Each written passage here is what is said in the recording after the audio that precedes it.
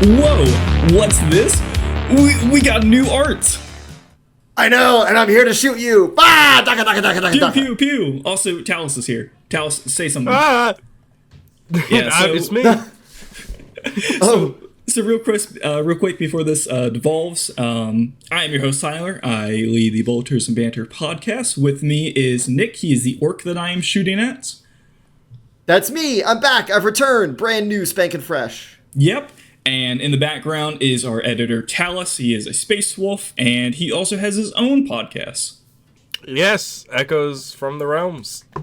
Yes, this is where all your ad revenues go, ladies and gentlemen. Yep. But don't... It would... Even with all the ad revenue, Talis doesn't make much. No, I'm basically still just poor and homeless. Speaking of the ad revenue, we got this big art commission. It was done by our artist Yaske. I think that's how you pronounce his name. So yeah, let us know how you feel about it. If the video is a little weird, I have to go back and change some background effects and whatnot. It's a way to incorporate all the different people that have made this podcast what it is, such as V, Hunter, Talis in particular. It's really neat. And also now you can, Tyler, hopefully stop being indecisive about, oh, I want to be a guardsman. Now I want to be a Templar. No, the next video I'm going to be an Eldari. Oh no! No. I can't do it too fast. I can't hit you. Okay, so this intro has been a little bit botched. It's not that great, I know. But we're gonna move along. Nick, you have kind of spearled this video idea. Do you want to tell us what this video is gonna be about?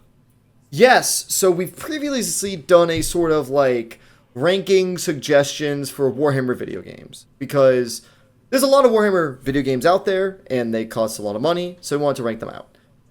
There is a service that Games Workshop started, I think it was 2021 or maybe 2022, where they would host animations on their platform, where if you buy a Warhammer Plus membership, you get access to these animations, to painting videos, and access to the Warhammer app. And so, some people are wondering if these series are worth it, because, you know, there was a lot of memes made in the beginning, but it's been a few years. Have they improved? And so I'm here with someone else who actually watched the shows, Talis. I watched most of them. You watched most of them, but to kind of give an idea of, are they absolute cinema? Are we going to watch these episodes and do the pointing soy jack face of, oh my gosh, the thing that I like, and will it be worth watching? That's the goal. Yeah. So I mean that's pretty much about it. Talis did watch everything. Nick watched everything. I watched most of it. But for the YouTube clickbaitness, I'm going to say we watched all of Warhammer Plus, so you don't have to. Yeah, there it is. Just call me Ned Tivison. I don't get that reference. It's okay, Talis does. So, just like the video game episode, I put together some general ranking criteria that I think will be useful for basically like any of these shows. And then at the end, once we finish talking about all these shows, we can get an idea of, is the $6.99 per month price tag worth checking these out? Yeah. So, are we good to go? Yeah, I think we are. Talis, is there anything else you want to say before we get into this, or? No, I'm ready to start talking about TV. Okay, well, Nick, go ahead and give us the criteria that we're going by. Alrighty, so I like to break into four sort of categories. First off is the animation itself, the visual appeal to it. Is the animation itself good quality? Does it have creativity behind it? Is the art direction good? That kind of thing. The second category is the story and the script. I think that's really, really important for Warhammer media, especially Warhammer 40,000, because there's so much lore and everything. We want the plot to actually be engaging and not just like lore info dump. Not just Space Marine punching orc. Exactly. Some of that can be cool. You could have like 5 straight minutes of bolter porn. That's basically what Astartes was. So, but is the plot good? Is the dialogue written? Is the actual like direction, the storyboarding good? Third category is sound and voice acting. For me, music is really, really important to good TV and movies, especially Warhammer stuff. You know, That's there's a fair. reason why. Go on, sorry. No, you're fine. I think I mostly went by the actual like sound effects, such as did they get the sound of the bolter right? Do the Space Marines, do they feel weighty? Stuff like that is what I kind of went by. Oh yeah, the sound design, does it contribute to the animation? Does it help uplift the visual aspect? And of course, voice acting. Voice acting is another big thing. That's where the actual performance comes in. And then, fourthly, is the Warhammeriness. This gets into the, if you watch this, do you get the vibe of Warhammer from this? Does it fit the aesthetic? Does it handle does it have those, let's say, the grinding servos for Space Marine armor? Do the bolters seem like, oh, they actually act like bolters? And not just that, is it freaking depressing, Because that's what Warhammer is. All right, so we're just going to go through, give ratings like 1 through 5 in each of these categories. I've done so, and then we can just yap about each series. So I wanted to go vaguely chronologically, but we're going to save the more, let's say, infamous series for the end. So we'll start with the second release from the Warhammer TV studios, the Exodite. So, funny enough, Nick, I didn't watch this one. God damn it, Tyler! What are you here for? It was like, shit. It was one of the shortest ones. It's 3 episodes, and dude, the animation is so gas. I think I've seen some clips of it. Is it with the Kriegsman beating the silly blue man? Yes, this is the then one. I've seen a little bit of it, yeah. Okay, watching clips on YouTube Shorts doesn't count, Tyler. Goddamn Zoomer. My attention span, it's waning. Oh no. Talis, you watched the entirety of the Exodite. What did you think? Give me your first, just initial thoughts before we go into the categories. Honestly, I thought it was I thought it was boring. There were parts I liked about it, but something about it did not grab my attention as some of the other shows did. Yeah, I found that the story was like, oh, Tau Lady tries to find Exodite. That happens for 2 episodes, and it has cool action sequences. But as you said, there's nothing to grip me. I mean, It was neat.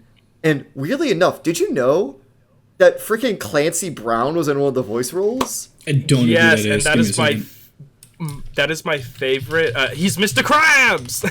I know. Really? Yes! Mr. Krabs is the Exodite. Mr. Krabs is in Warhammer 40k. Never mind. We have a new YouTube thumbnail. It's so good. That is honestly that is my favorite part of the Exodite is he has a voice like a monologue in it, and it's so good. What character does he play? The Exodite?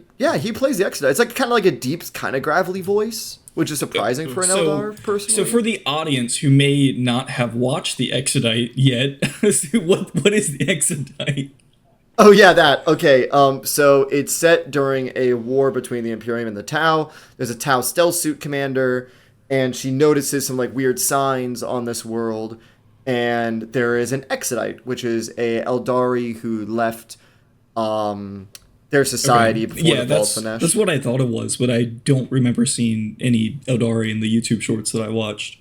Well, yeah, the first episode doesn't show up until the very end, and then it's like, oh, there it is. And really, it's the third episode where, the commander talks to the Exodite, and the Exodite basically gets to say, hey, you Tau are fucking naive. You have no idea how horrible this galaxy is. And, Yeah. Are we allowed to do spoilers? I don't know. I don't know how we're going to do that. Okay, cool. Point think is, she learns. She learns real quick. That's all. I'll say. I think spoilers are probably fair. I mean, the people who are convinced to watch it after this are gonna watch it regardless of if it's. I think if it's a big spoiler, then let's not do it. So there's your warning. But if it's oh yeah, this cool Space Marine shows up, I don't think that's a big deal.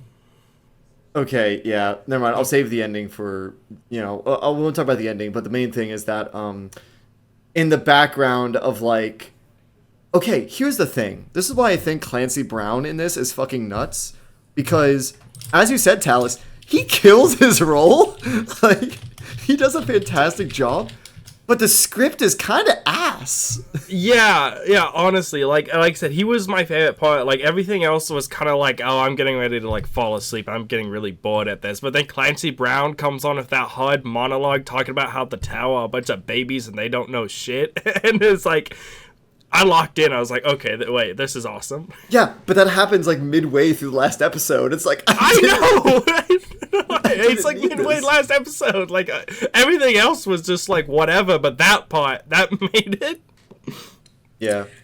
And so, for the Exodite, by the way, animated by Lost Legion Studios, RIP, they're closed down now, so we're not getting any more from them. Damn. The animation was really fucking good. Yeah, Visually, it was very pretty, but it was like those cakes all made of fondant, where they look fantastic, then when you go to eat them, it tastes like clay. Yeah, it's so this is actually kind of a common theme with a lot of the animations. They kind of look good, but when you get like a close up or when things start moving too much, you realize that it's pretty it's pretty cheap. So yeah, but I mean, there are a lot of cool stuff. Like with this, I think this has the Warlord Titans in it, shooting the Talis suits or whatnot. Oh yeah, dude. You have a bunch of cool. Crisis suits flying through the sky, and then the Warlord Titan's like, haha, no. You don't get to do that. And then you have the silly Krieg with the shovels, also very nice. It's not a shovel! He's beating her with the club! Are you serious? Because my mental image is a club. Or not a club, a shovel. I know, you got Mandela affected, I'm sorry. my brain gaslit me into thinking it's a shovel. Talis, when you go back and edit this, pull up the clip. Alright, I will. And if I'm wrong, then, I don't know, put a silly hat on my orc for the rest of the video. And ruin our expensive artwork. Anyway, I gave this a B because it is... I might give it a C plus instead, but I think the voice acting, at least for the Commander and the Exodite, was really good. Everyone else is kind of bland. The script is garbage, but the animation's really pretty. So I'd say C plus or B. Okay. Talis, what's your opinion? I would probably say, yeah, closer to a C+. Like, I will say one thing is it was very Warhammer-ness, because you did put that here on the score pretty highly. It did definitely feel like Warhammer. That is one thing I'd say it nailed, especially with the overlooming dread of everything. Oh, yeah. The Krieg's been beating a fucking multi-million-dollar Tal suit. Oh, not just that. At the end, when you find out where she is, you immediately know. And it's like, wow, this is exactly what I imagined it looking like. And it sucks. I think either way, I think we can all agree that nothing from the Tal deserves above a B. Okay. I have a friend who really likes Gundam, and he's actually like, I start to understand why people like the Tal, because Gundam is fucking dope. The only reason I would ever get Tal is for the Talnar Supremacy suit. That's fair. It's Pacific Rim. So, Talis. Exodite, very flashy, but not a lot of substance under it. You want to see the exact opposite show? Where it looks like garbage, but it has a lot of heart underneath it? Yeah. Yeah, it's Interrogator. This show, dude. I mean, it's so wild. It's noir detective in 40K. He's an alcoholic. He's a psyker who vomits every time he uses his powers. He's troubled. He has flashbacks to his like horrible past, and there's all these side characters he runs into, and it's set in an underhive. It's just like Chicago noir, but in 40K. That's pretty cool. Do you want my my opinion on this? Oh, you've seen it? Didn't watch it. Leave, dude. This is just Talis and I hanging out at this point. What the hell? Why are you even here? The title's gonna be most of us watch most of Warhammer Plus. Most of us watch all of it. One of us watched half. Well, so far he's a 0 out of 2 watched. 0 out of 2. Great start, Tyler. So, Talis, initial thoughts. Yes. Just like, what do you think of Interrogator? It's my favorite one, honestly. I absolutely adore Interrogator. I love noir themes. I love the black and white themes. I loved the characters. I loved everything about this, even the animation. Yeah, I know you didn't. You have differing opinions on it from what I can see here, but I love the animation because I think it's not necessarily bad, but it's more along the lines of it's stylized and styled kind of like old cartoons, and it doesn't have to be flashy, cool animation because that's not the point. It's the story. Is it like? And even with it being all noir themed and old and black and white, having it be an older cartoon like style kind of fits with it for me. Is it like Invincible Season 3 moving PNGs? Is that what we're getting at with the... Yeah, it's Hammer and Bolter. It's Hammer and Bolter 2022 level PNG moving. If it's drawn good enough, I think that's enough to keep me engaged. Like as long as the story's good. It's not though. Is the problem? Like, okay, I'm not gonna say that they did a horrible job. I think that it's still one of the early series. This is the third series they ever did, and it's like 2 hours. Like, it's a lot of content. It's basically a feature film in terms of a series, and I think the problem is, even though it's like in black and white, which I get the whole like noir theme. Then you have to play with shadows and light a lot more to get that to work. And because they went for the two-dimensional style, all the lines are really crisp and stuff, so it's like, oh, this almost looks like a sort of comic book style thing. But then there's no substance or fluidity to anything. And so that's what wigged me out about it. And that's negatives. And which is weird, because it was animated by M2 Animation, and... we'll get to them later, because they fucking cook in later series. So this is like, I guess, GW's test run with them, and that would make sense. I'd like to imagine they came back to this animation studio, was like, hey, why don't you do more GW stuff? And then they released like the 10th edition trailer, and they're like, oh shit, hold on, back up. Oh, so they worked on that too. Okay. Oh, dude, M2. Okay, tangent. M2 Animation did both Kill Team edition trailers. The 10th edition trailer, the new AOS edition trailer, the Aquilon one, the Aquilon one, yeah, nice. I really like that one. And they animated it. Other than the fact that everybody in that should have been so deaf. Yeah, everyone. But then like Interrogator, it's like they made this. I'm like, However, positives. Talis. Whoever wrote this script, I think, needs to novelize this. I fucking love the story, Interrogator. I mean, it's like, I remember when you were messaging me, you're like, yo, I got my bag of chips, I'm all ready, I'm sat down, I'm about to have a good time. I loved it, I just sat down, watched it, just like you were saying, it's like a feature film, because you can watch them episode by episode, or you can watch them all in one combined effort that they have on the Warhammer Plus thing, which I really like how they do that. Mm-hmm. I liked Interrogator Final Cut. That was a nice decision on their part, because honestly, that did make it more digestible for me, because I'm not constantly having that edgy title card thrown at me. I can just watch it. Nick, you said this should be novelized. I don't think this exact story has been, but there is like a noir investigative 40K book. Bloodlines, right? Yeah, I think that's it. Yeah, I need to read Bloodlines, dude. It's one of those... Bloodlines? The Masquerade? Talis, don't get me started.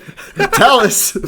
Oh no, I've made so many Drukhari Samichi comparisons in the show. You can't get me started on VTM.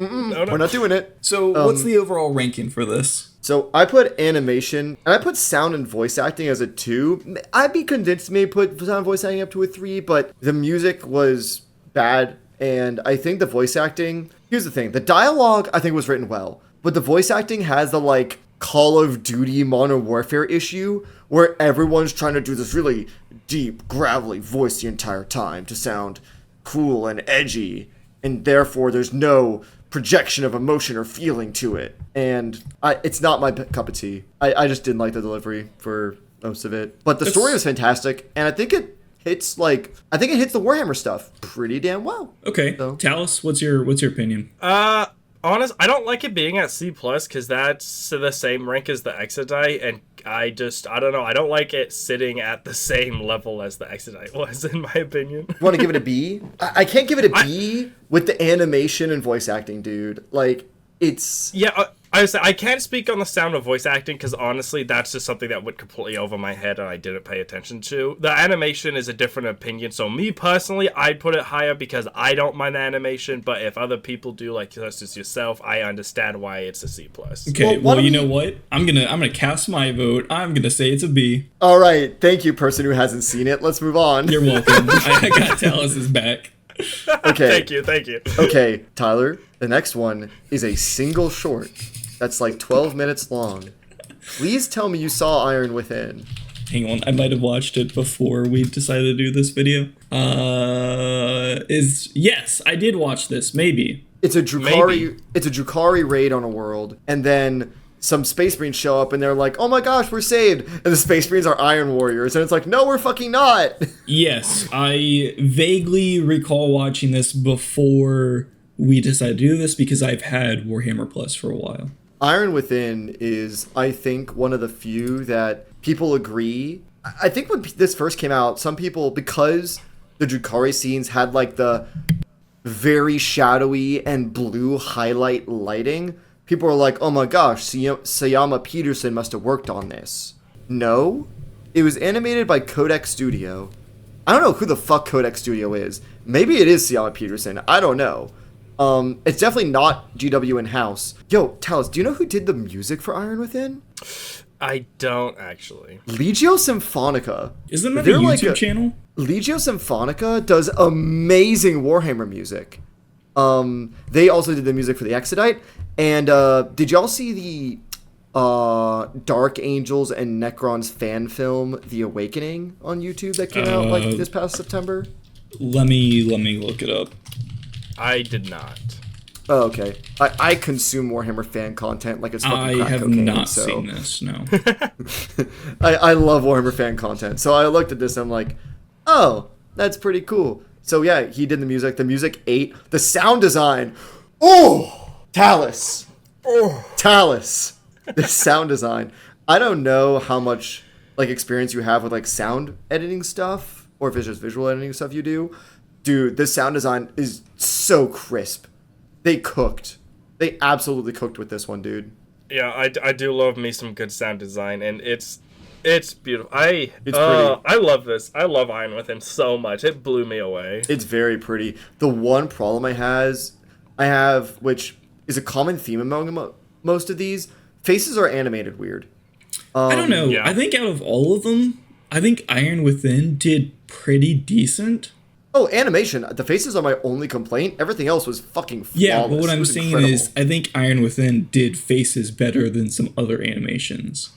I think the Exodite's the only thing that does it better, now that I think about it. Okay. Ooh, yeah, maybe. Yeah, originally I put animation out of 4. I do either 4.5 or 5. It's got really good animation. So, on what I can remember seeing, I really like the exchange between the guardsmen's and the Iron Warrior. Archon? No, with the Iron Warrior, actually. Oh, okay.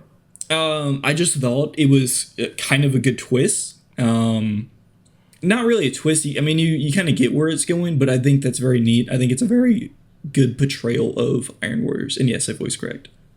Yeah, the Iron Warriors being very... I think it goes to like the stoicism and brutality of the Iron Warriors, of cold ruthlessness. Not the hot-headed Chaos Space Marines, murder, skull sort of thing. It's Chaos Space Marines, but with some code of honor. Sure, you could call it that. And I think that contrasts well with the Drukhari, which are just based on impulses and Skin couch. Yeah. Oh, dude, the Drukhari Archon was such a fucker. Oh. He is such a fucker. I love the voice acting for the Drukhari Archon, by the way. I don't know who voiced him, but he was awesome.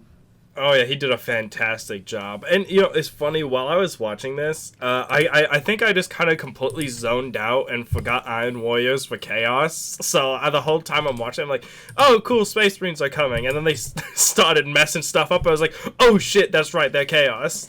Yeah, you had the same problem as the Guardsmen, huh? You thought they were Minotaurs or something. Oh shit. So overall ranking for Iron Within. Okay, I give it honestly like an A or A+. It's fantastic. This is the thing that's worth $6.99, you know?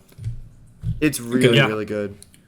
I don't disagree. I think it's definitely A plus territory. Like it like just being a short, condensed 30-minute story, but it's beautiful. It's Yeah. great. I can agree with that. Do we want to take a break real quick and talk about Warhammer Plus itself as a streaming service, or do we want to do that towards the end? Why don't we do it towards the end once we've collated this all and to be like, okay, here's everything we talked about. Okay, well then we can use this break instead to plug the Discord. You can go check that out. Yes, I'm doing mid-roll stuff. I don't Mid-video care. shill, Talis. I'm gonna Mid-video beat you with shill. hammers. Yeah. Check out the Discord. It's free to join. This is actually we do get help with videos in there too. Please do YouTube pleasantries if you enjoy this video. It helps a lot, and we can do cool art commission pieces like this and some other stuff that we have in plan. Yeah, Talis has an Yeah. avatar, and he could be in this video because we got new art. Yippee! Yep. Exactly. And it grows Go the channel. down. Let us know what your favorite show is. This is totally not me baiting engagement. Okay. Good job. Sorry. Let's for go, that, Talis. that abrupt break. What's next? Next is Angels of Death. Talis. They cooked with this one, bro. I like how you assume I already didn't watch this. I know you didn't because it's long and you hate long form media because you're a filthy zoomer, Tyler. Excuse me? Excuse me? I will let you know that slow burn long movies are like my favorite thing, and Transformers. Oh, okay. I was gonna say Transformers. It is Yes. long, but it is engaging. I see. Do you like No Country for Old Men? I've never seen that. Oh my god, Tyler, stop everything. Turn the movie on. Tyler, if you like slow burn, slow burn movies, whether it's I don't like good character cowboys. studies, watch No Country for Old Men. I don't like cowboys. No. It's not. No, it's not that. But they have the silly cowboy hats. That Oh you my haven't god, been to the South? Tyler! No, please, Tyler. We live in the South. We don't live in the Southwest. We live in the Southeast. That's That's different. true, that's true. Yeah, there is a difference. Yeah, there's different. There's difference. Talis, you watched the prequel series to this, right? Correct. I got lazy and didn't watch all of it. That's the only one I didn't watch all of. But I did watch the prequels, and it was very good. Did they keep the same animation style for the prequel versus the regular series? You know? Yeah, everything was the same, still black and white. The whole shebang, it was the exact same animation. Yeah. Did they keep the same characters? Because that's the point I want to make. Yes, actually. So there are four, I believe it's four prequels, four separate stories. Some of them have the same characters from the show. Some of them are some characters that you'll see in some of the other Warhammer Plus shows. Oh, that's pretty dope. I gotta say, dude, I was watching Angels of Death, and I was like maybe 20 minutes in or something, because it's 2.5 hours of a series. It's a lot. And the animation wasn't really grabbing me that much, but I'm like, man, the music cooked here. And even though the animation, they went black and white with like the red being the only color, it was a little janky. You could tell it was like slightly cheaper CG, but the direction was really good. The way everything was shot, the actual like cinematography and direction of it rather than the actual animation part was really, really good. And I'm like, this seems super familiar, you know? Did any of you watch the Hell's Reach fan movie on YouTube? I did. How's, have you seen Hell's Reach? I don't think so, no. Tyler, the dude, R. Boylan's, who made that Hell's Reach fan film, directed Angels of Death. Awesome. Yeah, GW got him on the payroll. And it shows, because the voice acting and the script is incredible. So, And, oh my god. so one thing I want to mention is one major complaint I've heard of Warhammer Plus and GW is that a lot of like the really cool fan animation stuff, like Astartes and like Hell's Reach, for example, like they kind of tried to suppress that and put it down. But I will say, it is nice that they are taking those skilled creators and actually employing them. Oh yeah, I mean Legio Symphonica doing music for official GW stuff. Yeah, and R. that's a big Boylan's. YouTube channel, right? Yeah, they're a big YouTube channel. Richard Boylan's is now directing like a whole series for them, which is really cool. And it's like space, and the whole series is about Space Marine Brotherhood and about the tension between like the protag and like a chaplain and all the members of his squad having their own different way of dealing with the crisis of the Gene Stealers and everything. And everyone's seen the clip of the Dreadnought, and how the reverence they have for the Dreadnought and his dutiful service. It really lends itself to the like Space Marine character focused stories that people like about the Horus Heresy, but put into a 40K environment. And oh man, the voice acting is just incredible. And it's no wonder because the characters are voiced by Games Workshop audiobook narrators. Oh. The Tech Marine, I think, was voiced by Toby Longworth. Okay. But how many audio... Do you all read the audiobooks on I've 40K read stuff? like over 60. Yeah, I do audiobooks, yeah. Okay, the first 3 books of the Horus Heresy, Horus Rising, Galaxy in Flames, and False Gods. Oh, I love the narrator for that. That's Toby Longworth. Oh, God. Have y'all awesome. listened to the Night Lords trilogy? I listened to the first one. I Andrew really need to. Yeah, Andrew Wincott. He's in here. Motherfucking Jonathan Keeble is in this. The name's familiar, but what is Oh, he dude, he narrated? narrated the Black Legion series. He narrated First Heretic, Betrayer. Jonathan Keeble has done so much stuff for the audiobooks. Everything you mentioned I haven't heard, so. Oh, that's okay. He did a lot of heresy stuff. But yeah, it's really, really good. And the voice acting is incredibly solid, and the direction is solid. I'm a little sad that I think the Space Marines fit more. This would have been a really good Horus Heresy story, I think. Like, find the Gene Stealers and the Brotherhood and everything. I think in terms of Warhammeriness, the Space Marines, I don't know. There's something about them where they don't seem as, I don't know, maybe indoctrinated as we were led to believe. Maybe it's because they're Blood Angels. I mean, that differs, like, artist, because there's a lot of, Space Marine books where the Space Marine is very just kind of a regular person, and then you have, child soldier, super soldier. Yeah, exactly. So, for me, I gave it a Warhammeriness of between 3 and 4. Personally, I don't think I would give it a 5. The animation's passable. I gave it that a 3. I think overall, Angels of Death, at least the main series, not the prequels, is a solid B+ for me. Talis, prequels. I'd say it's about on the same scale from because I watched a little bit of the first episode, and from what I had seen of it versus the prequels, it's about a B+ as well. I enjoyed it. And so Angels of Death, real quick, you guys mentioned that's like really long, like 2+ hours or something. 2.5. It's over 10 episodes. They also have like how they do with the Interrogator, where they combine it all into one movie. That's nice. It does lead some value to the monthly subscription. Oh, for sure. And as someone who watched the Hell's Reach fan film like 6 times all the way through, I greatly appreciate the fact that they did that. So I could just sit down, put this on for 2.5 hours, have it like on my phone, like next to me while I like build some goremongers or something. You know what I mean? Okay, so great. So a B+, right? Yeah, pretty good. Okay. Tyler, I think now we're getting to stuff that you've definitely seen. 100%. All right, so I'm gonna hit you with a little bit of some cold water. Yeah, no, I have watched this. I'm sorry, I just laid you on. Thank God. I think this show marked like a sort of new era for the Warhammer Plus things. I think from like Exodus, Angel of Death, Hammer and Bolter, those were like the first wave of a lot of releases.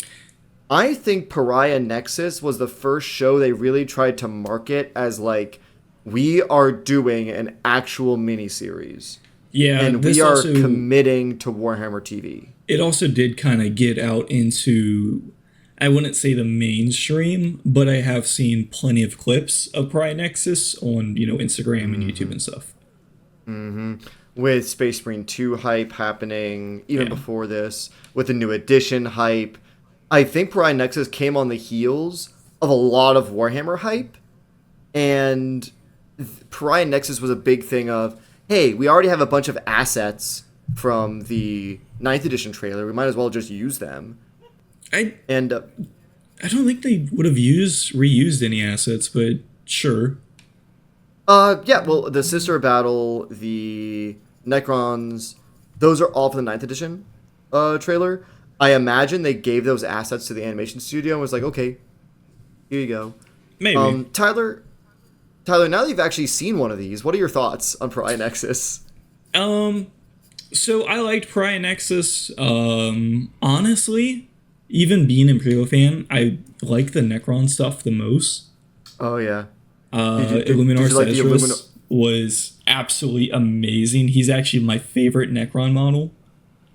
Dude, Xeris ate every scene he was in. Every single line was perfect. I don't know. I have some mixed opinions about Pariah Nexus. I think the animation was pretty good. I ranked it same with you at like 4 out of 5. I actually think sound design was really good. Mainly, like, the weapons themselves felt as, how I imagined them to feel. And also, Oh, yeah. the voice lines are pretty good. Even the kid voice actors, I don't think they were actually kids, but they were actually delivered pretty good, so I like that. I actually rated that at like 5 out of 5.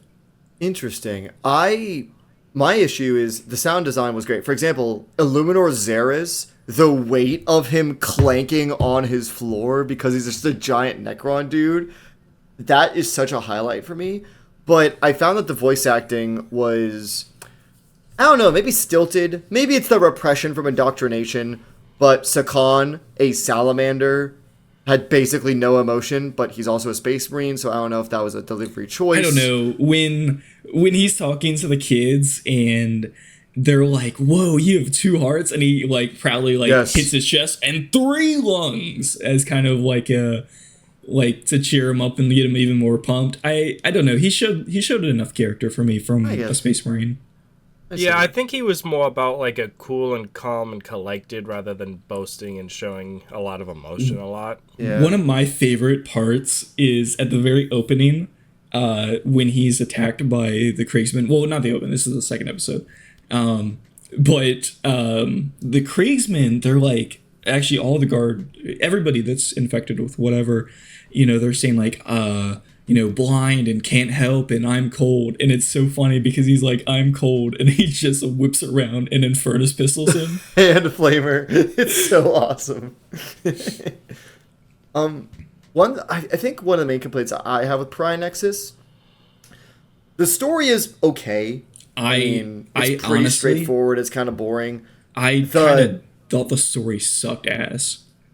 Like, Really? I did a 3 out of 5, but now that I'm really thinking about it and comparing it to others, I'd say a 2 out of 5. It's just the Sister of Battle being the main focus isn't a problem for me, but it's her story with the guardsmen. It's just I think I that saw could have it been coming, handled and better. it just I don't know. It when I actually did get the reveal, it just I had no impact. I agree. So I agree with that 100%. Also, their dialogue was really stilted. It didn't. Their dialogue felt like someone was writing it in English class, and they it felt weren't like a actually video talking game about how people dialogue. talk. Like everybody's going to say these exact lines. Yeah, while I was watching it, I completely forgot what like her story is at this point. Like from when I first watched it, I forgot what her story is. I forgot a goddessman was even in the thing. I just remember Sarkhan. Like, Yeah.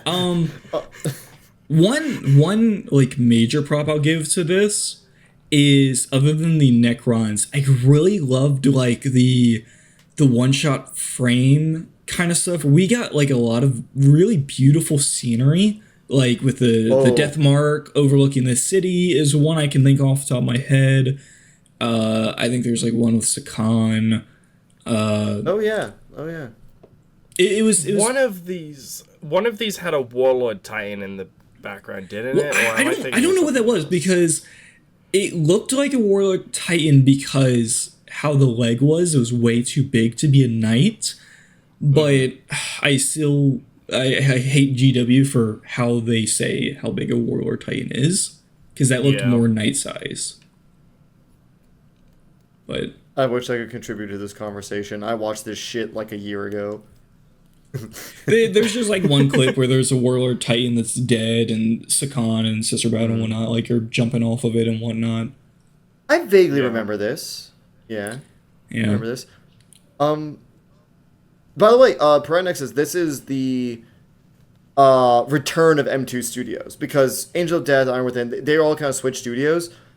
M2 Studios is going to be the animation studio that they're going to stick with for a long time.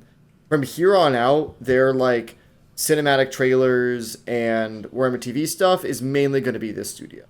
So just Okay. letting you know, from here on out, I think everything other than like the really early Hammer Bolters episodes we'll talk about later. I mean, I'm happy Everything, with that. yeah, everything chronologically from here on out has been gas.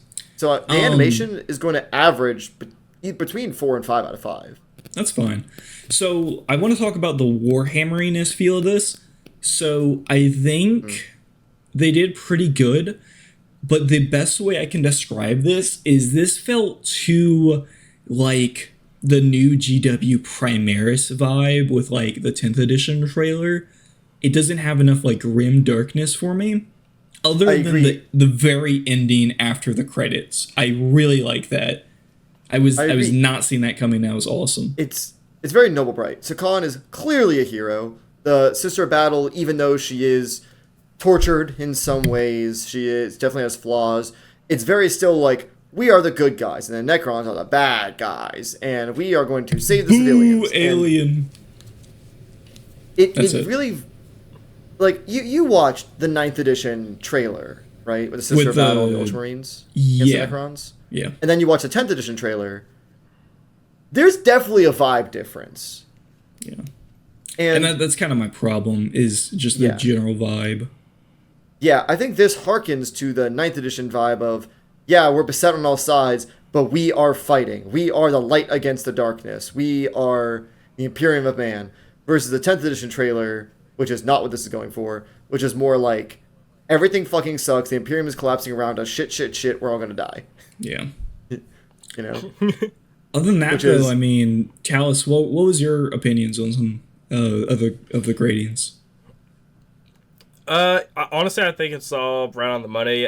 Similar to Nick, I watched it like a year ago. It was like the first one that I really watched. So, like I said, I don't remember a whole lot about it, but I remember it. I remember liking it.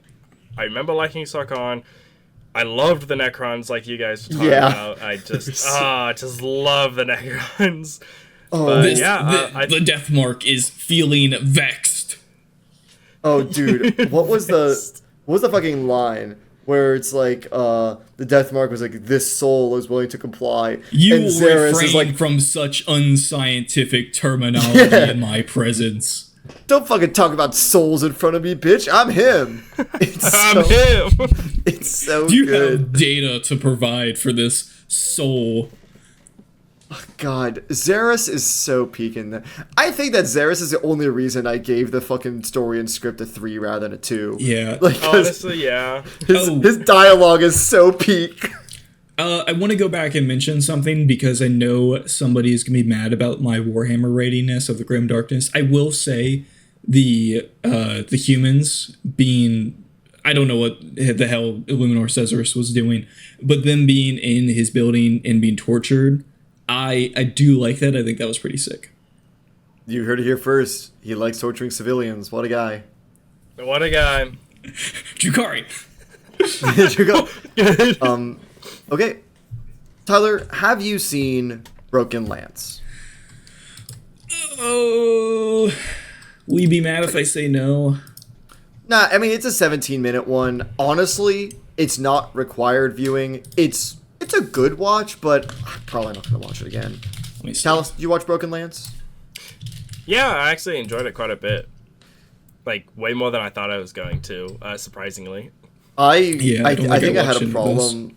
I expected more from it. This is by the same people who made the Exodite, which is why I'm surprised the animation was way worse than the Exodite.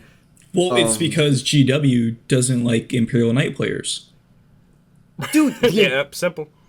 the Imperial Knights, I mean, they're 40-foot mechs. And so you want them to be kind of slow and clunky. In the books, I've read Assassin Norm Kingmaker. They're not so. They don't move like this. What the fuck? It's And- honestly, Knights are more Titanfall than like Pacific Rim. Yeah, that's how I feel about it. And there's also like some armatures in there, and it's really cool. Talis, what did you think of the whole like dynasty corrupted by a millennia-old promise sort of thing? Like, our household's built on a lie, all that good stuff. What did you think of that sort of plot focus? I thought it was a really fun plot focus because I think it went along with the knight aspect of it, of like an ancient curse plaguing our family through generations because our ancestors made a mistake and now we are the ones who have to pay for it. Yeah. I think the problem is, for me, that sounds dope as hell. And honestly, some of the concepts of like her dad turning traitor and the fact that like when the people look for guidance, they accidentally found Nurgle and all that stuff. I don't think 17 minutes was enough to really make that impressive. It sounds like a big plot for you're- 17 minutes. Yeah, you're introducing this really cool idea and have 3 minutes left in this series. And we have to do this fucking boss fight between this scorned noblewoman who is like kind of rejected by her dynastic lord, fighting her dad. And it's like, man, I think this could have been the 3-episode thing, you know? And I think that would have done the concept justice. The concept was cool. It just didn't, I don't know if it was delivered enough, you know? That's fair. That is something that sucks with like some of these animations. It's just like, yeah, they could have been better with more episodes. You like the Exodite, you could have made 1 episode out of that, and I would have been fine with it. This one definitely, just like you said, could have been 3 episodes. Could have expanded on it more. Would have made it a lot better. But overall, I still, at least with it only being 1 episode, it's pretty short. At least it's a good, quick watch. But yeah. Yeah. Okay. So overall ratings, what? B plus. I gave animation story both 3s, where they're like mid. The story is mainly because they just didn't have enough time. I think that what really redeemed it for me was the kind of like protagonist talking to her queen, and the dialogue they have was kind of a highlight. The actual action was like, you know. But here's the thing.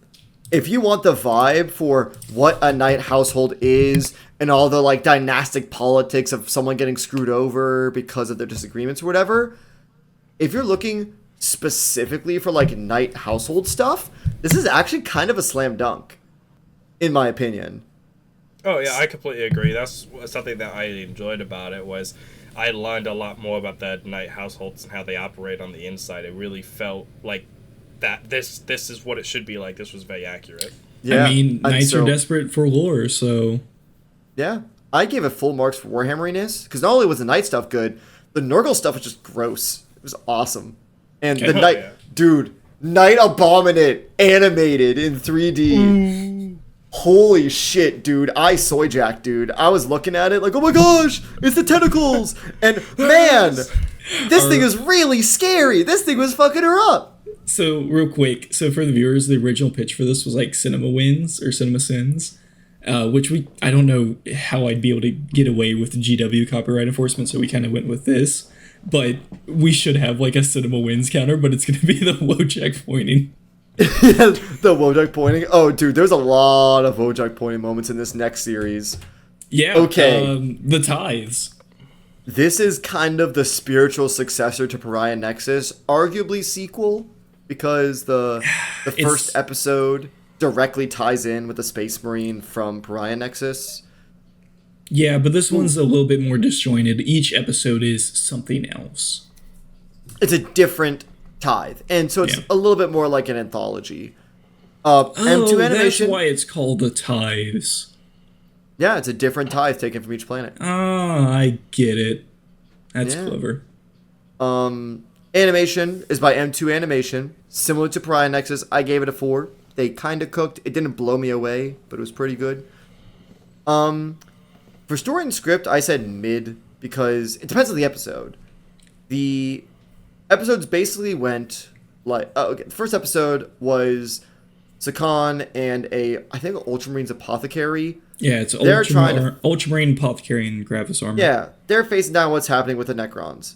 They find a little Necron portal doodad. Illuminor Xeris keeps trying to talk to them, and then Sakan just fucking shoots the little like messenger bots he has, and Xeris is like, "Stop shooting them! I want to talk." It's so funny. I think the first episode was honestly, I think my favorite. It was nice that they followed up with Sakan, and I really like the back and forth between the Ultramarine and the Salamander. Yeah, I get that. The Sakan being like, "Don't question my zeal again." Yeah, I am 100% biased. I like the third episode. It had orcs. I fucking love orcs. Which is weird because they had guard, but I'll get into it. But I really didn't like that one. Dude, the Cadian said fuck. Fuck isn't in 40k. We'll get into that. Clark or Fed. What the hell? We'll get into that because I really like that scene. Why did she say fuck? This sucks. She said it like 3 times. She would have got fucking no ad revenue. I know. What the hell, dude? Like, that you say carking, like in Dark Tide. Or if you read Guns Goes, they say feving. But anyway, that's a minor thing. I like how the orcs had their funny little World War II planes going do. And then one of them goes down, and this orc sniper is looking at them and just says, "Fly boys ain't worth their teeth." And I'm like, yeah, that's right. I think we really need to talk about the second one because that's kind of like the big one. Yeah, that's the one with I have some issues, but there were some things I like. Do you want to hear my issues first, or do you want to hear the positive? Do what's called a positivity sandwich. One positive thing, one negative thing. I took leadership classes. I know what you're talking about. Yeah. So, starting off with some of the good stuff.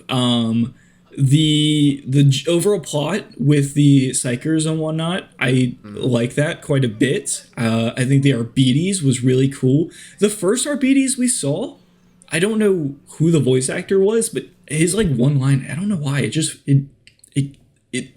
it sounded really good. I don't know.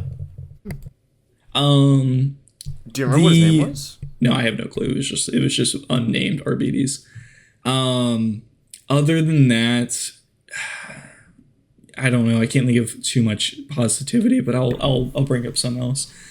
In terms of the negatives, I think the Leapers looked super silly. It has the 10th edition trailer feel of just little toy Tyranid. Yeah. They just didn't look scary, but I did like the sound. I think they kept with the good sound quality from Pariah Nexus. I do have a problem with the Custodies, and no, it's not her being a female. They just didn't feel like a custodian enough. They weren't like I would have expected like the new Amazon Space Marine. What is the? You're talking about Secret Level? You're talking about the Secret Level episode? The Secret Level. That's what I'm expecting from a Custodian times 2. Now, I know M2 Studios probably didn't have a super big budget, so they can't go over the top, but it still felt lackluster. But I will say, the dialogue between the Custodian and the Sister Battle was pretty nice, and I really did like the White Templars, and they're just like, just anger at this Custodian for making them break this oath. I think it's one of the few pieces of Warhammer media that directly references the black ships, you know, and the Sisters of Silence taking Psychers away to be like Ashpaz or Keep the Golden Throne and everything. Oh, when the Sister of Silence walks in to where the Psychers are being held, that was so awesome. You could they instantly like recoiled. And when the one Psyker is kind of going a little nuts and she has that like bubble of just nothingness, super, super cool way of showing off the anathema. Yeah, I think that Warhammeriness, I'm either putting this out of 4 or 5. I think it was a good showcase of most of the factions featured, of like, this is their vibe, and this is their vibe. You know what I mean? ranked it a little bit higher at 4.5. Yeah, I think Custodes was the only one that may have thrown you off. Everything else, I think, Everything was else was pretty good. the orcs were very orky. The guardsmen were very guardy. The space marines were very space marine-y. All that good stuff, you know?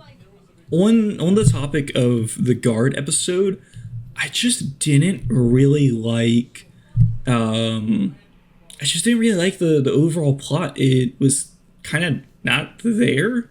It was mid. Yeah, it was just, hey, we go to pick up a tithe. Oh no, the bureaucracy fucked us over. But that's at the end. Mainly it's just, there's orcs and we shoot them and now we have to pick up supplies. I don't know. Overall, I think that Tithes isn't a series that you look for a good plot or story. It's more, you know what it is? Wojak pointing, oh, it's a custodian. I think what it is, it's great if you don't know a lot about Warhammer and you're like, I'm going to watch a series that features some of these factions so I can see them do the thing. And that's what it is. If you like Space Marines, you can watch the first episode and you're like, oh, this is kind of how Space Marines do. If you like Guard and Orcs, you're like, oh, this gives you some general vibes for Guards and Orcs and stuff like that.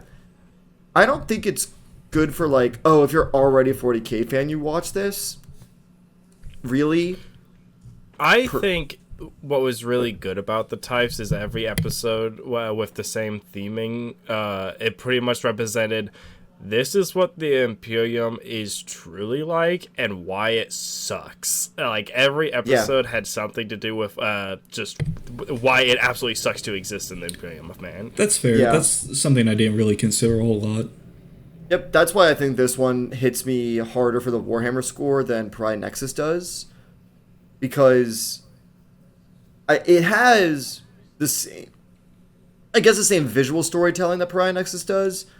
But as you said, Talis, it has a better focus on the bureaucracy of the Imperium. And, dude, at the end of the last episode, with just the planet full of crates, you could tell, no matter how many tithes they receive, they're just not fucking going anywhere.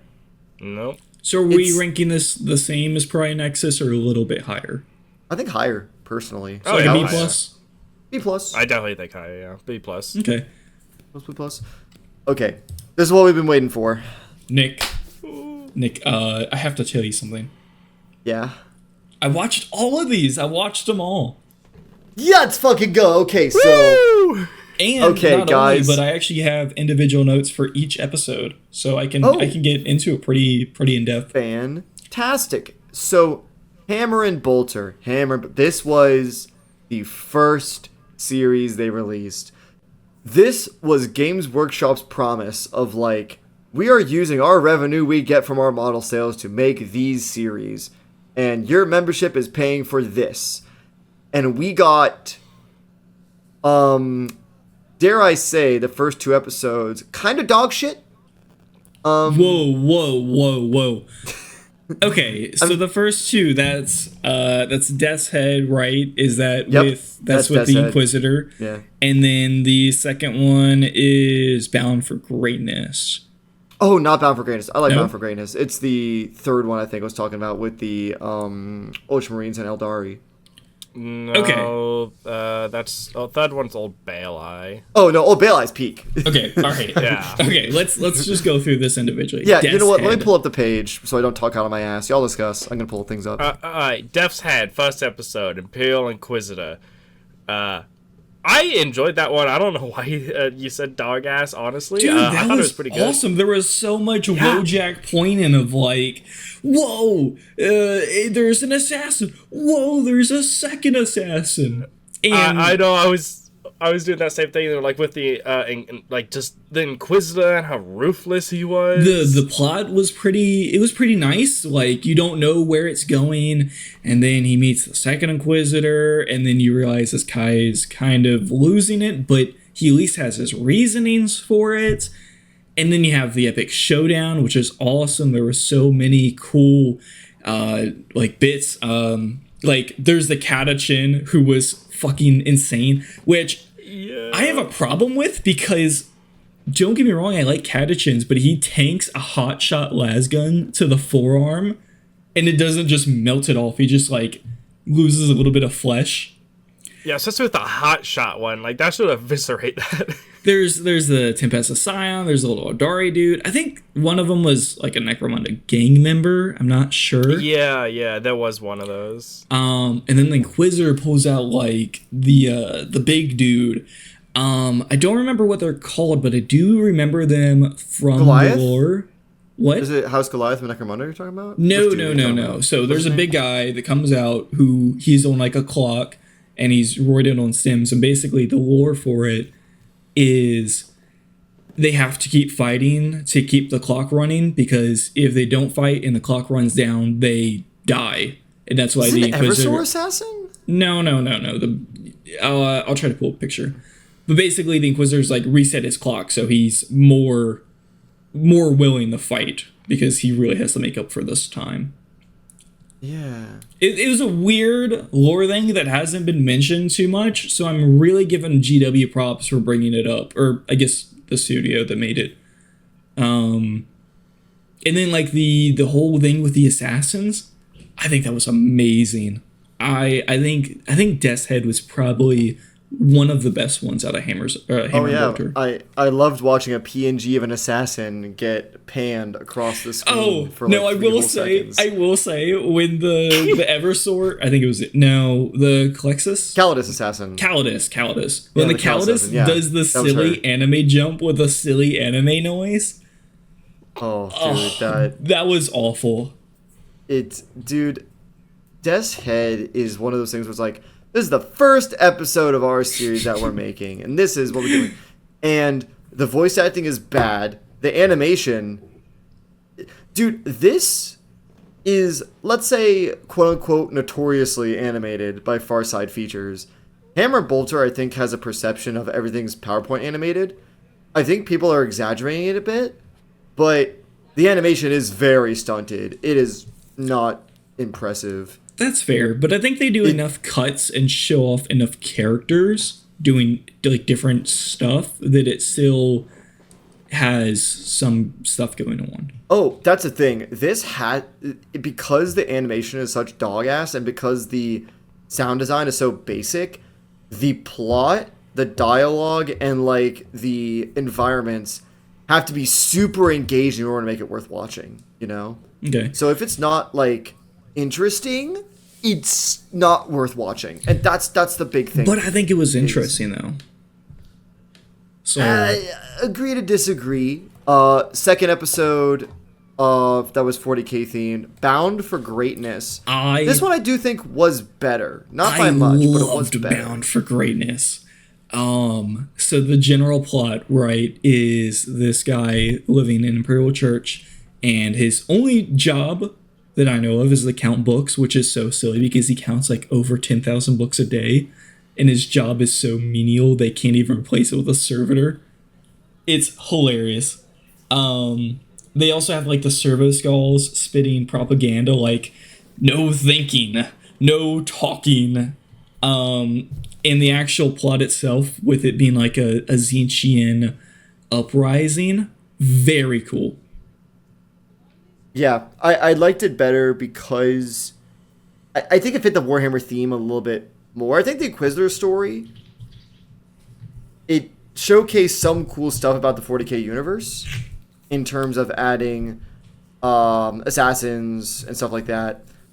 I think anything that has to do with the Administratum and how shitty it's it always is great. automatically goes up a little bit. But I don't know. I think... Talis, what's your thoughts? Yeah, Talis. Give me with your thoughts, because I don't think I can put anything too conclusive. Fair. Bound by Greatness. Oh, Bound for Greatness. I'm a Tzeentch fanboy. I love me some Tzeentch. I have Thousand Sons. I got me a Kairos Fate Weaver. You know, I'm a pretty big fan of how they handled that. It's even going through books, which is awesome.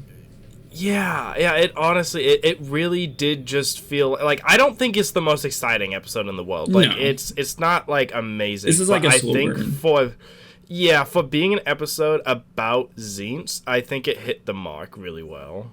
Yeah, I didn't really know where the plot was going because I thought at first the guy that's counting the books, he's the one that's like gonna fall to chaos or he's crazy and they're gonna get him, but then they realizes like, oh no, he was actually on to something or whatever.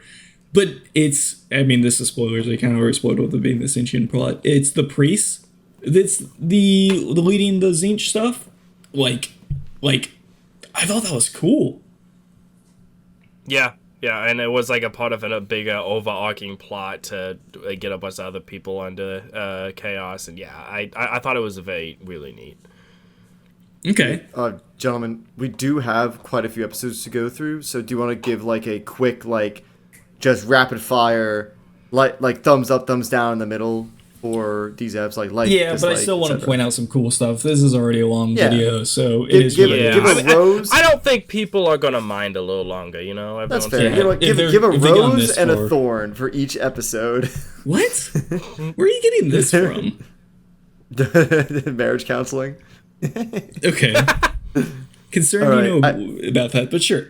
I'm Old kidding. I'm not Baelai. married. Okay, Old Baelai. it's fucking peak.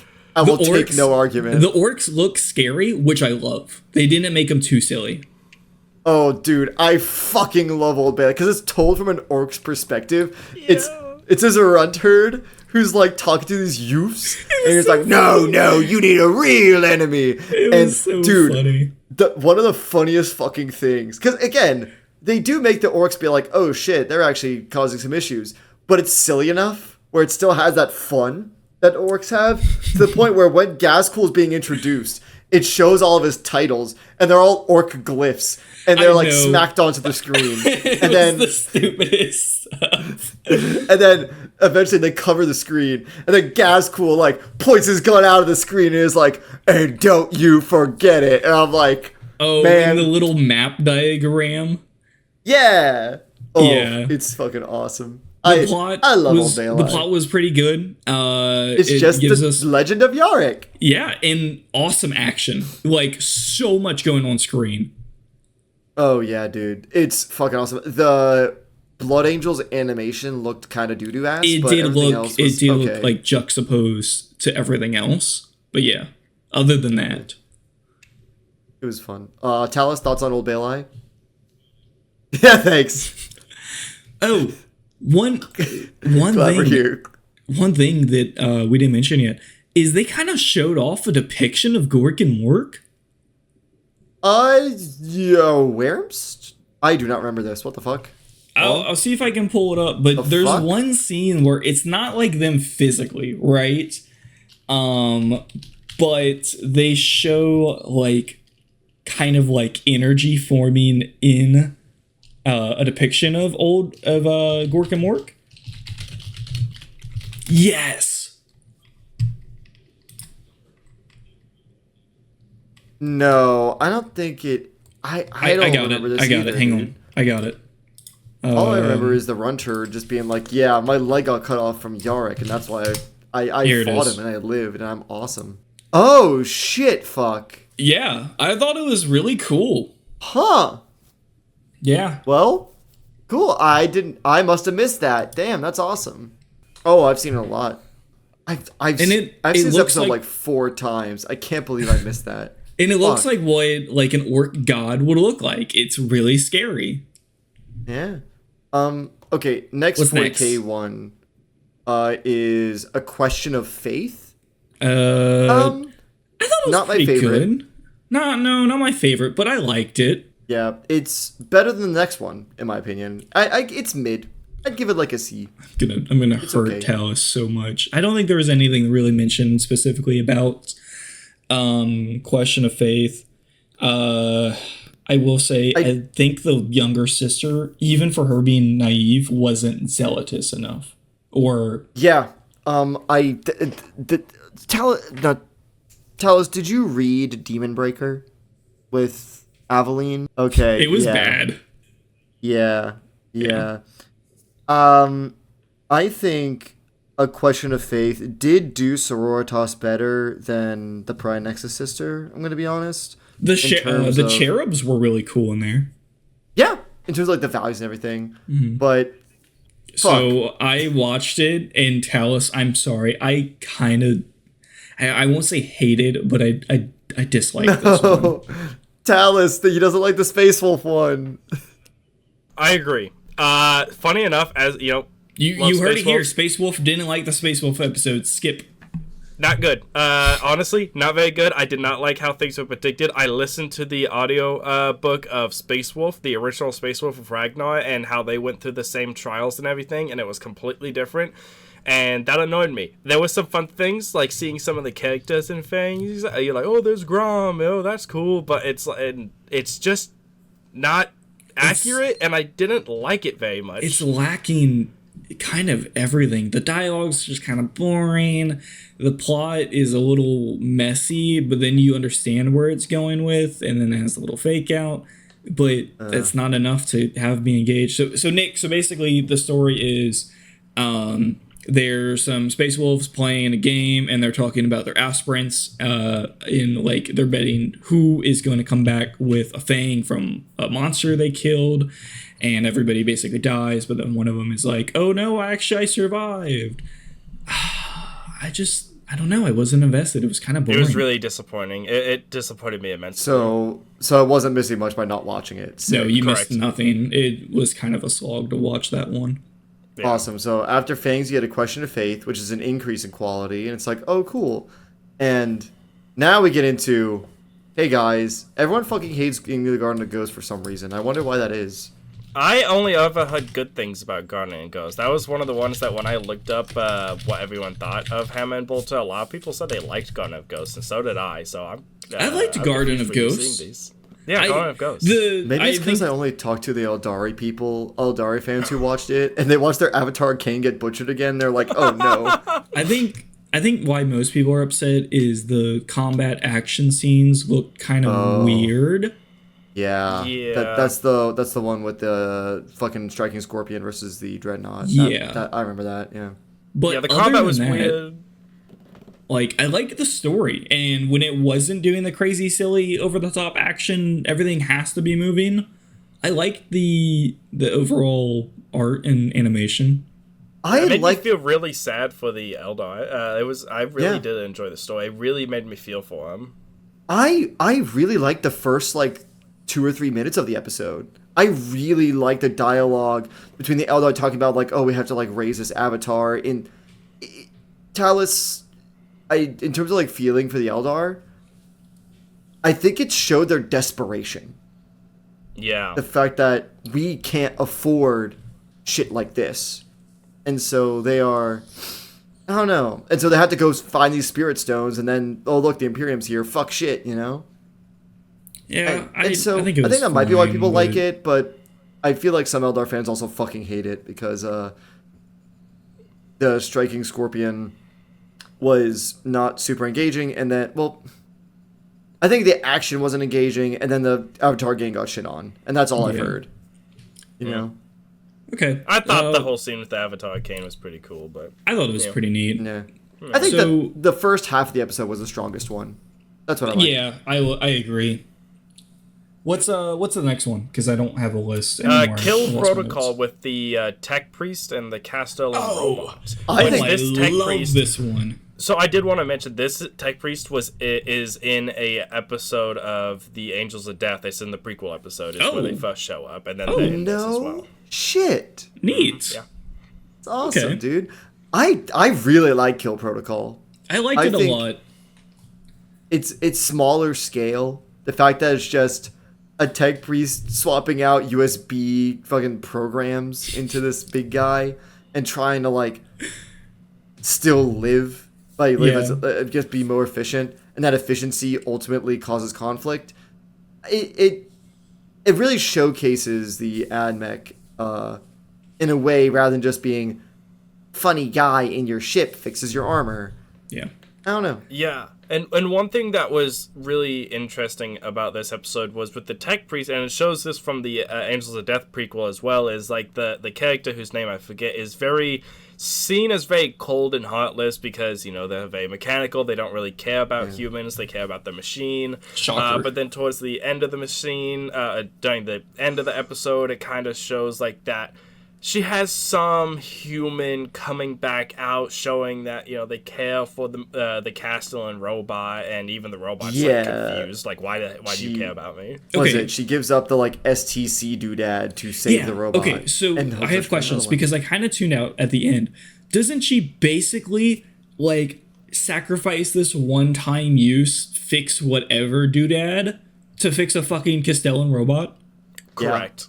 I can't imagine an AdMech doing this. Like, I get, like, you know, oh, you're thinking logically, you know, you might not make it off this world, but it might remain hidden and be able to be found later. It's just, why would you waste this on a fucking, what is it, like a 60-point model? It can't be that expensive. It truly shows the human emotion, because the things that somebody will sacrifice for something that matters to them, you know, it's like the whole thing about But that's not who the AdMech are.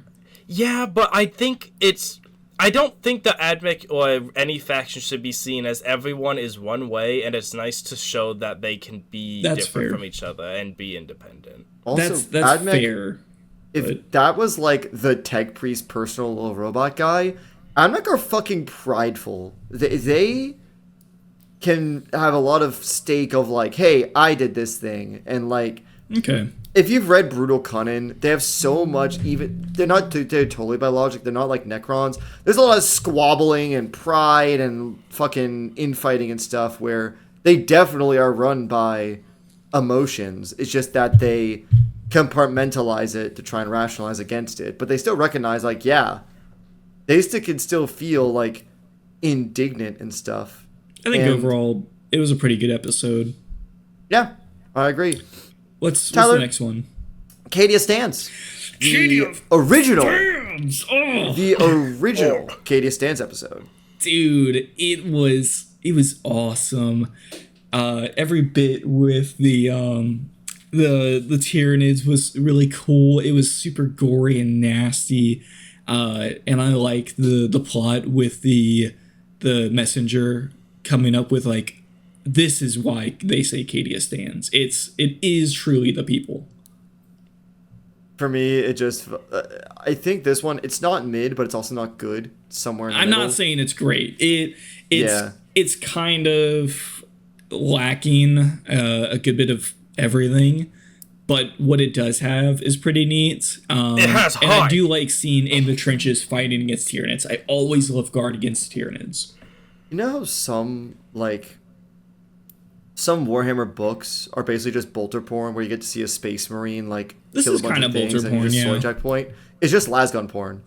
That's what this is. Except they get shit on like really hard. There are some cool guard moments, like the one guy where they put up against the trench wall and they give him the gun, and he's not gonna live for like another 2 minutes. It has its moments, but yeah, it is pretty lacking. Yeah. Next. All right. It's artifacts. This is the Trazen episode. This is a highlight for a lot of people. Trazen is my spirit animal. Hang on. I don't remember this one. Did I not watch it? Oh, dude. This is it's so awesome. There's some Chaos Space Marines who keep trying to break into Solemnits, and Trazen just keeps putting them in a stasis field every single time. I think I watched a little bit of this, but I don't know. I love Trazen so much. I loved watching this episode. This is the most complete canon look we've had into his gallery, which is pretty awesome. Yeah, there was a Thunder Warrior. Thunder Warrior, Castellan Creed. Oh my god, they actually show this, and this title card did not look like this before. I'm looking at the title card on the Warhammer Plus website. It just shows like some of the shit he has in his gallery. Oh, okay. Yeah. Fuck. Goated. Like, there's a Swarm Lord back there. Then there's like a little Blackstone Fortress drone back there. Like, oh my god. And there's Creed. It's like, oh damn. Huh. So how was it though? Rating wise. Well, not rating wise because we're not doing them individually, but pretty good. Pretty. I give it a thumbs up. It's not my favorite. It's not like a big highlight of the series for me. But like, if you're watching Hammer and Bolter anyway, I'd give it a watch. If you like Trazen and want to learn more about like the gallery and some of the funny shit he does, sure. But it's not like, oh, this is the apex of what they're doing with this show. Okay. I also enjoyed a lot of the banter between the Chaos Space Marines. Yeah. Okay. But you know what was a highlight? Because we are at. Hang on. This is why I didn't want to do episode by episode. Yeah. Gotta go a little bit quicker. Okay, damn, because this Plague is what Song. we want to talk about. Plague Song. It's my favorite. I fucking love Plague Song. Oh, It's Plague second. Song was cool. I think only A New Life comes close. I fucking love Plague Song. It's so incredible. You have the awesome Chaos Spawn transformation scene, and then the way it fucks with time and our perception of it and how the warp can adjust things like that. Oh, it's so good. If you like Chaos Space Marines and you like warp fuckery, especially Nurgle shit, Plague Song is it. It is it. It is so good. Animation's still kind of stilted at some points, but it definitely does better. The plot was a little confusing for me because I have a small brain, but I really did like the dialogue and the grossness of everything. It's just typical time travel stuff, you know. So Classic. pretty good. I think it was. I think it was one of the better ones. Okay, the next two are AOS. So Talis, Boo! Kick Rocks. Skip.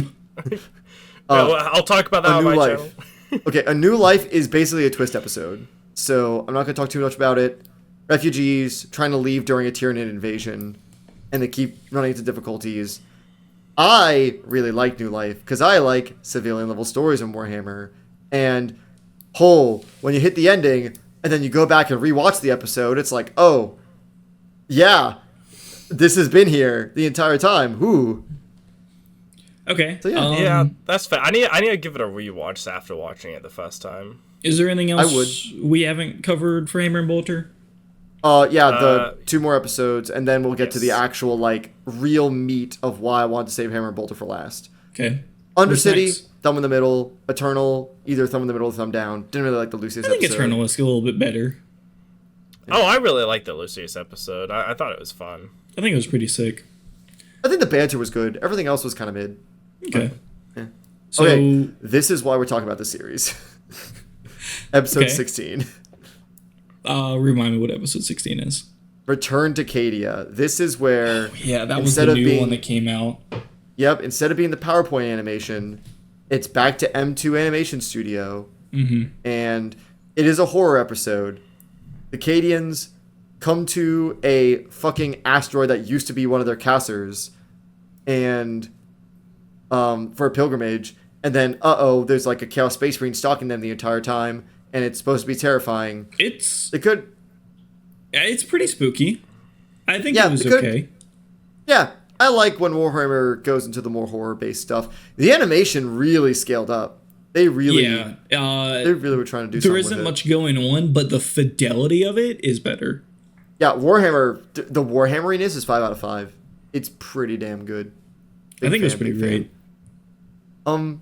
And as of today, as of recording, that is, I believe, the most recent like animation original release I believe so from as Games well. Workshop. Actually, hold on. In terms of 40K, it is.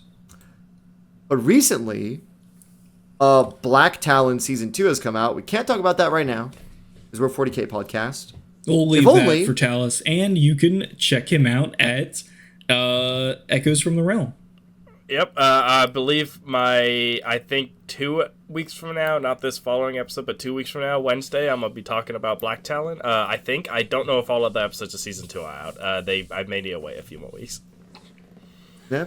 So- Black Talon, from what I've heard, is quite fucking good. So I do need to watch that at some point. The problem is I have to commit to watching an AOS series. So real quick, let's rate Hammer and Bolter so we can get out of here because my PC is cooking me alive. Okay, I would say for me the episodes swing between a D and a B plus. So Honestly, I think most of them were pretty B. I'd give it. I can't put it on the same level as like Tithes, Pariah Nexus, or Angels of Death. I'm giving it a C plus because don't the know. quality shifts so often. I would say the majority of Hammer and Bolter is better than at least the Tithes. Honestly, That's- I agree with Tyler. Whoa. Get bit, Okay. Nick. I guess I'm in the wrong here. Holy shit. I Alright. loved Hammer and Bolt a lot. I think I just love anthology series because you get to see a lot of different things in isolated stories and really Yeah, expand it was the fun. universe.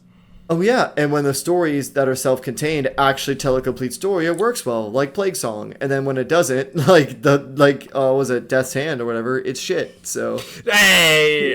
Why do you hate the one of the best episodes in it? it's not. I'm sorry. You know, There's no orcs, alright? He's mad. that's true. At least I got Old Baelai. That was So, peak. so is that That is all peak. Warhammer Plus? Did we do it? Technically. Yeah. That's good enough. All of the 40k original animations of Warhammer Plus. Is it worth the $6.99 tag? My opinion, try it out for a month. Watch the stuff yourself. And if you don't like it, if you can get all the stuff and you consume it all, then you just cancel it the next month. If you want to see So- what else they cook up, then whatever. On the pricing, they do include like a lot of painting stuff, but honestly, you have YouTube. Why would you go to GW stuff that only has GW paints? Yeah, they give Um, painting tutorials. They give some lore stuff, but again, there's lore tutorials, there's battle reports. Most of the stuff other than the animations is stuff you probably already get. However, there is a series that they started. It only has three episodes that I think is really awesome. Have y'all seen Lego Masters? No, I don't. Yes! Okay, they just take Legos like, hey, here's a prompt, make it. It's that, but with kit bashing GW sprues. It's called Okay. Scrap Demon. Oh, that's great. It's kind of fun. We can talk about this later. But I think the it's real just- highlight of being subscribed is the app, which makes building Yeah. armies pretty easy, and then also you do get the yearly cool miniature. Yeah. I do think we are lacking some stuff. I think if we're gonna have the silly Warhammer Plus, why did you also copy Disney Pluses, which is really stupid? We need more output of actual like anime. Like we just need more of everything we just covered. Yeah, I do appreciate the price being so low. I mean, it's a third the price of like Netflix. Oh, Yeah. yeah. But it just feels weird. This feels like the same thing with like Chick-fil-A having a fucking streaming service. Excuse me, what? Yeah, Chick-fil-A has a video streaming service. Oh For no! what? What are they cooking up over there? Apparently, it's like kid-friendly, weird. I don't know. Go subscribe to the Chick-fil-A Plus. No. All right, guys. After this episode, do the YouTube pleasantries. Then instead of paying us on Patreon, go to Chick-fil-A and pay for their streaming service. Okay, well that's it. I hope you guys like this video. I know it's very long. I know it's kind of messy, but that's what you're gonna have when you have several hours of content that we had to pour over. That's why it's more my problem than yours. So. Honestly, I don't think it was too messy. I think we structured It's it. fine. The intro's a well. little rocky. Hope you let us know what you guys think about the art. I think it's pretty sick. Also, I'm sorry about the Scrod bomb that's flying over my head right now. I know it's happened probably like over 100 times. I will change it. I have to go back and change some of the effects anyways. That foreground grot bomb. Anyway, the art looks absolutely fantastic. I love the background. I love the colors. It looks really cool. Talis, thanks for coming out today. Yeah. Thank you for having me. Now get It to was work. fun. Get to edit. No!